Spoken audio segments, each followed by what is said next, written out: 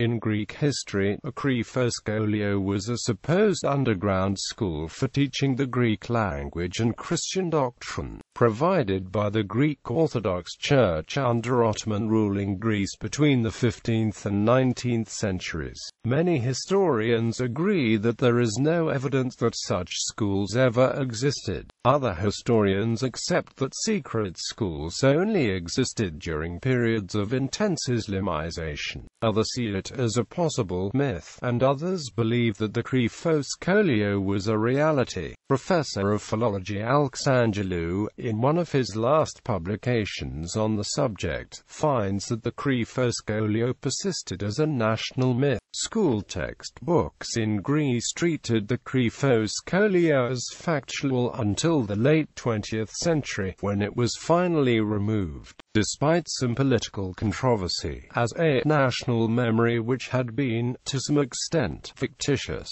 creating conflict with the church and ethno-nationalism. Background: there is ample evidence that Greek language schools operated in many places of the Ottoman Empire, especially after mid-18th century. However, there are indications that local Ottoman authorities in the periphery were unfavorable towards schools. For example, a 1820 article referring to the formidable school of Meles describes it as favorable to a retreat of the Muses. It is remote from the jealous eye of the Turkish governor, and still more secured from his encroachments by certain privileges and immunities which have been granted to the town by the government. There were restrictions in Ottoman papyrus in 1913. For example, the authorities required that books come from Ottoman Constantinople rather than from Athens in independent Greece, so some teachers gave political instruction in secret. Nonetheless,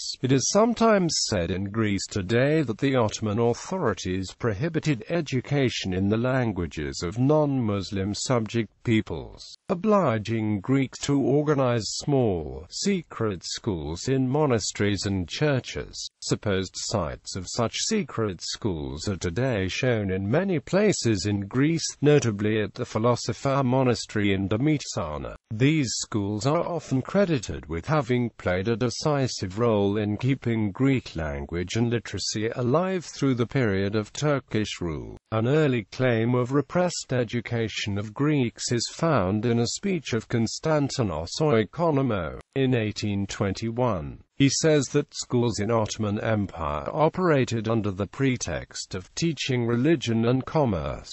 Some of them were kept open through bribing influential Turks, and that the official school of Smyrna was persecuted because it taught mathematics and philosophy. Tauhi narrative of the secret schools became popular after Greece had begun its War of Independence in 1821. The first mention of such schools has been traced to 1825, in a work of the German scholar Karl Icahn, quoting information given to him by a Greek scholar, Stephanos Kanellos. Chrysopoulos has also published works supporting their existence, though allowing for the continuation of Greek language higher education in Constantinople in the early Ottoman Empire. The notion of the secret school became more popular and more entrenched in the collective memory of Greeks through painting of that name by Nikolaos Gais, of 1885–86. It depicts a romanticized scene of such a school, with the venerable figure of an old Orthodox priest reading by candlelight to a group of boys and young men in the traditional attire of Greek clefts. Equally popular was a poem of the same title, by Ioannis Polemish.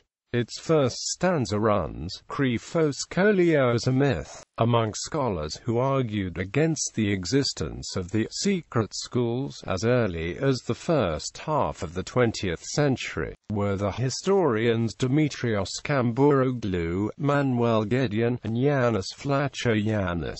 Within the Ottoman millet system, the Ecumenical Patriarchate of Constantinople was responsible for most aspects of civil administration for the Christian population, and it had a high degree of autonomy in running its own affairs.